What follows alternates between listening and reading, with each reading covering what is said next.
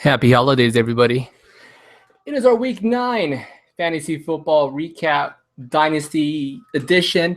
It's me once again, Mateo83, all by myself. It's all good in the hood. Got Priscilla to the east of me, actually, to my right. I don't know how it's going to turn out on YouTube. I don't watch the shows. You guys have to tell me. You might hear a little bit of music jamming out, but that's because she's doing a little bit of painting, so that's pretty cool. Hey, Priscilla, how'd you do in fantasy football this week? Pretty good. She probably did better than me, actually. So we'll get enough banter, right? What do we usually say, Priscilla? Roll those highlights. Roll those highlights. We'll start off with me. Rampagers taking on Shiver Me Timbers, a.k.a. Joey. Joey gives me a solid beating, man. It's 117-75. I have no excuses. I won last week, so I feel pretty good about that. But Nick Foles injured in the first quarter, so that's not good for me. He did put up 8 points, though.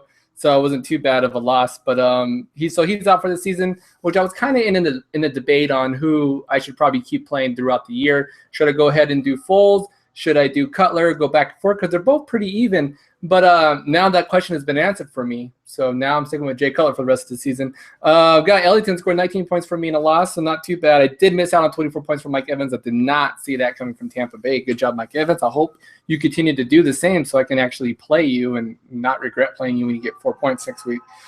Big standouts for Joey was Ryan Tannehill with 28 points, Alfred Morris with 22, and the Gronk coming through again, man, 16 points. Him and Tom Brady are looking like the combination from like 2 years ago when Gronk and Brady were both going off. It's a pretty good combo for Joey. I mean, you can't miss out on that.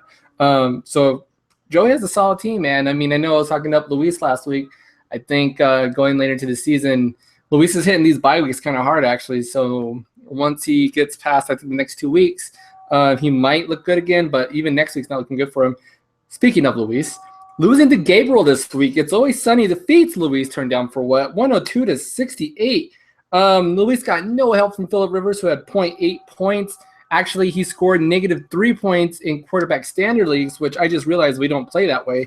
But so you should be pretty happy that I don't do negative points all that much for quarterbacks, just because you can't fault them too much for what their offensive line fails to do for them. Pierre Garçon, 1 point. So you got to do something with that, Luis. I hope you rebound nicely. I just hope you rebound nicely after we play this week. Drew Brees scores 19 points. Deshaun Jackson, 18, and Ronnie Himmel for 18 for Gabe. He did get 0 points from Nick Novak, but he didn't need any kicker points this week. So good job, Gabe. You moved to 2-6 or 2-7. Wow. Moving on, we had Bravo's football defeating Jeremy's Better Than Dazzler 102-59. Jeremy got 1 point. He got 2 points combined from Terrence Williams and Andre Johnson from his starting wide receivers. Not good there. He did get 25 points from Matt Asiata. So that's a pretty good bright spot in that way. Asiata hadn't been doing too much this year, so it was good to see him actually be able to produce. Will he be able to do that coming into the next couple of weeks? We'll have to see. Bravo gets a lot of points from Big Ben again. 70 points in the last 2 weeks for Ben Roethlisberger. It's just insane, 35 points. Adam Vinatieri with 19. Houston defense with 17 points, one of the highest scoring defenses this week, if not the highest. Moving along, we have Blackbeard's Light lose to the Shield 128-108. Two former champs going against each other. Blackbeard Delight gets no help whatsoever from the majority of his. Well, actually, I say that, but 108 is a pretty decent score, and it sucks to lose when you score in the 100+ points. We got another player that this week as well.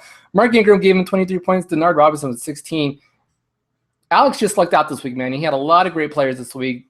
Top of the list, Tom Brady, Jeremy Hill, both with 28 points, 17 points each from Arian Foster and DeAndre Hopkins. Those 4 guys alone would have beat me, Jeremy, Luis, and everybody else. So don't feel too bad about that loss, Freddie. You will rebound nicely.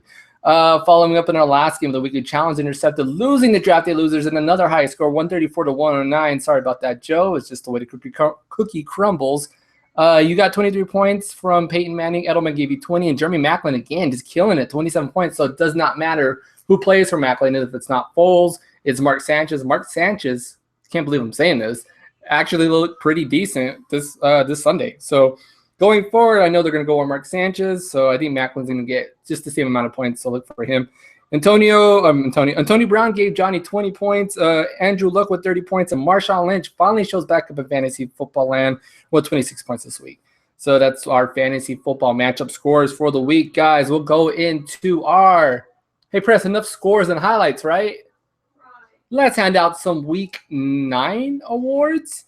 Moving into Lamer of this week, taking over from last week, better than Desra. I don't know who got it last week. I'm not keeping track. Shocker of the week, definitely Gabe, taking out first place Luis. 10th place, when the 10th place team beats the first place team, I don't know, I talked you up a lot, Luis? I'm kind of worried now. I'm kind of worried that maybe I did talk you up and maybe you're thinking, hey, I got this in the bag. Don't think you got it yet. That loss dropped you down a couple of spaces in the standings. We'll just leave it at that. Player of the week, definitely, once again, Johnny rebounds nicely after the past couple of weeks of mediocre scoring. He does a really good job of scoring 134 points this week. So good job there, Johnny. You move back up into first. Speaking of first place, let's go through the standings. In first place, we have Draft Day Losers. Number 2, we have Shiver Me Timbers. Number 3, Luis turned down for what?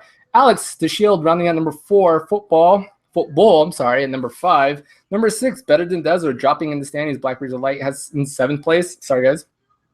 Joe in 8th place all by himself with 3 wins. Gabriel coming up the standings with his 2nd win of the year. He's back in 9th place, and I am back in 10th place once again, guys. Last place is not a very nice place to be, but I'll go ahead and keep doing the recap because I love you guys that much. Let's go ahead and go into the Pick'ems League. Moving up in Pick'ems, actually, I'm not doing too bad, so I feel pretty good about that. Alex, I think it's Alex, picking it easy, number 1 with 86 points. I am right behind him with 84 points. Number 3, Football with 83 points. Number 4 is Obscene at 80.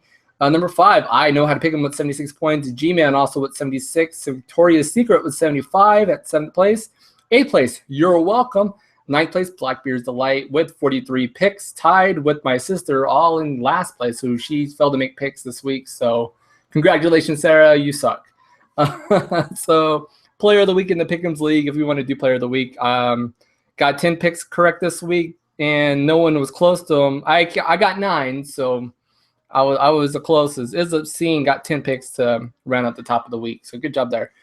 So this week we're going into week 10. We got 6 teams on a bye, guys. So if you have any of these players, if you have any of the following players on these teams, you guys want to definitely make some changes, make them happen. Houston Texans, if you have the kicker, Bullock, he does a pretty good job. Arian Foster, DeAndre Hopkins, Andre Johnson, right, still. So watch out for the Texans this week. Make some changes, do what you got to do. Indianapolis Colts, of course, Reggie Wayne, Andrew Luck, even Edmond Bradshaw, who's been kicking butt at the running back position. So move them if you need them. Minnesota Vikings, man, Asiata, that's about it. New England Patriots, there's a lot of Patriots, mainly just Tom Brady. Tom Brady and Gronk, if you got them, so do not leave them in your starting lineup. San Diego Chargers, also want to buy Phillip Rivers, Antonio Gates. They need this buy, they recover. So it was a bad week for any San Diego Charger player owner. Hopefully Ryan Matthews is ready to go after the bye week. I know some of you guys, well, I know Gabe for sure has him on his team. I own him in my NFL Public League, so it'd be nice to have that weapon at hand. And also rounding up the teams on a bye week, Washington Redskins. So a reviving Washington Redskins. We have RG3, Deshaun Jackson, Alfred Morris. These are big players that are going to miss some time. Well, just miss this week. So hopefully you guys can, make it work. Make it work. This week's matchups in the Dynasty Fantasy Football League. I am taking on Luis's turn down for what? Jeremy is taking on It's Always Sunny in Leon. I'm sorry. I foresee a second win in a row for Gabe. I don't know about you guys, but I just see it happening. He's been seemed to rebound nicely after losing to me. Blackbeard's Light taking on Bravo, aka Football. Johnny's Draft Day Losers taking on Alex the Shield, and Joe Luna's Challenge Interceptor taking on Joey Shiver Me Timbers. That's the week we got to look forward to, guys.